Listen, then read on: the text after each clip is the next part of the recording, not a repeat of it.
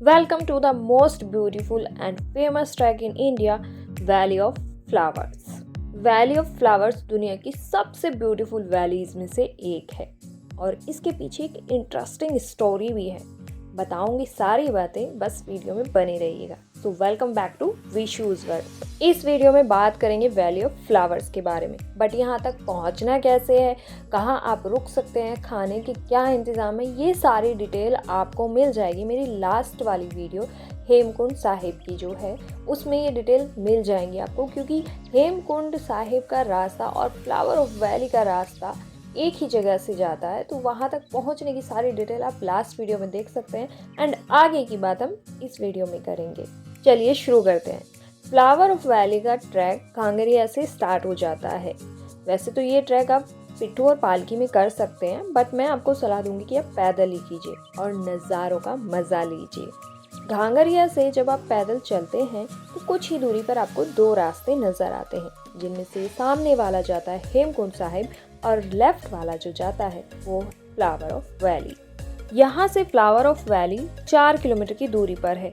Flower of valley में drone allowed नहीं है और ना ही कोई कैंपिंग। यहाँ से आप पूरा घांगरिया विलेज देख सकते हैं। जब आप घांगरिया मार्केट से लगभग आधा किलोमीटर बाद आते हैं तो वहाँ आपको एक चेक पॉइंट मिलता है, जहाँ से आपको ट्रैक में आगे बढ़ने के लिए एक टिकट लेना होता है। यहाँ से आगे जाने के लिए आपको 150 रुपये का एंट्री चार्जेस पे करना होता है। साथ ही आपका आधार कार्ड भी आपको देना होता है।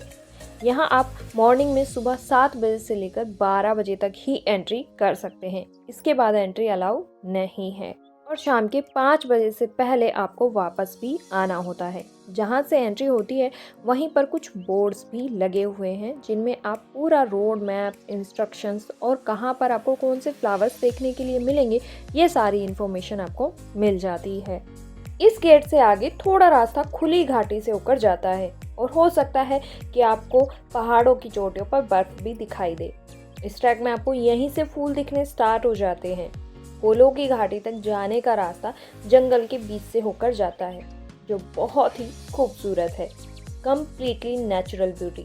जहाँ से आप पुष्पावती नदी को क्रॉस करते हैं वहाँ से फूलों की घाटी लगभग 3 किलोमीटर दूर रह जाती है। यहाँ क्रॉस करने के बाद हल्की चढ़ाई स्टार्ट हो जाती है, जो लगभग 2.5 किलोमीटर तक की है। 1982 में फूलों की घाटी को नेशनल पार्क घोषित कर दिया गया और 2005 में इसे वर्ल्ड हेरिटेज साइट में शामिल किया गया। इस ट्रैक को करते टाइम अपने साथ पानी की बोतल और टिफ़िन यानी लंच ज़रूर रख लीजिएगा, क्योंकि रास्ते में आपको कुछ नहीं मिलेगा और ना ही आप यहाँ रैपर वाली कोई चीज़ लेकर जा सकते हैं, क्योंकि अगर आपने रैपर कहीं गिरा दिया तो आपको उसके लिए फ़ाइन भी भरना पड़ सकता है।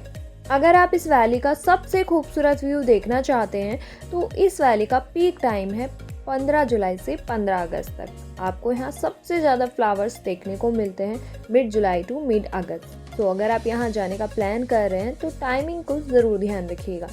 कहते हैं इस टाइम में आपको वैली में लगभग 500 से भी ज़्यादा प्रजातियों के फूल देखने को मिल जाते हैं। फूलों के साथ साथ आपको यहाँ ये पहाड़, ये आसमान, ये बादल देखकर ही मज़ा आ जाएगा, जो वाकई में बहुत ही कमाल लगता है। इस ट्रैक में आपको भोजपत्र के पेड़ भी देखने को मिलते हैं, जिनकी छाल कागज की तरह होती है और पुराने समय में इसी पर ग्रंथ और मंत्र लिखे जाते थे। जब फूलों की घाटी सिर्फ आधा किलोमीटर रह जाती है तो यहीं से आपको पूरी घाटी का व्यू दिखाई देता है और यहाँ से आगे का रास्ता थोड़ा समतल हो जाता है। यहाँ से आगे एक और पुल है जो कि कच्चा पुल है, जिसे क्रॉस करने के बाद आप पहुँच जाते हैं फ्लावर ऑफ वैली।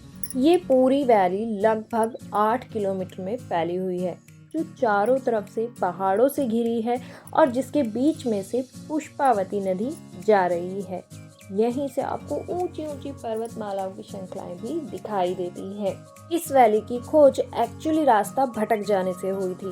1931 में फ्रैंक स्मिथ, जो ब्रिटिश माउंटेनर थे, अपने 2 दोस्तों के साथ रास्ता भटक गए थे और इस जगह पहुंचे जहां उन्होंने बहुत सारे फ्लावर्स देखे। इस पर उन्होंने बाद में अपनी एक किताब लिखी, वैली ऑफ फ्लावर्स, और तब से इस जगह को पूरी दुनिया वैली ऑफ फ्लावर्स के नाम से जानती है। इस वैली के बीच से जो नदी गुजरती है पुष्पावती, ऐसा कहते हैं कि ये नदी पुष्पों के बीच से बहती है, इसीलिए इसे पुष्पावती के नाम से पुकारा जाता है। और कहा यह भी जाता है कि जब पांडव यहाँ आए थे तो उन्होंने इस नदी पर पुष्प यानी फ्लावर्स बहते हुए देखे, जिसके कारण इसका नाम पुष्पावती पड़ा, जो आगे जाकर गंगा नदी में मिल जाती है। अब कहानी चाहे जो भी हो, भाई नदी का नाम तो पुष्पावती ही है। 8 किलोमीटर में फैली इस फ्लावर वैली में आप कहीं से कहीं तक भी घूम सकते हैं। बस इतना ध्यान रखिएगा कि शाम को 5 बजे तक आपको चेक पोस्ट पर वापस पहुंचना है। 5-10 मिनट ऊपर नीचे चलता है, बट उससे ज़्यादा नहीं।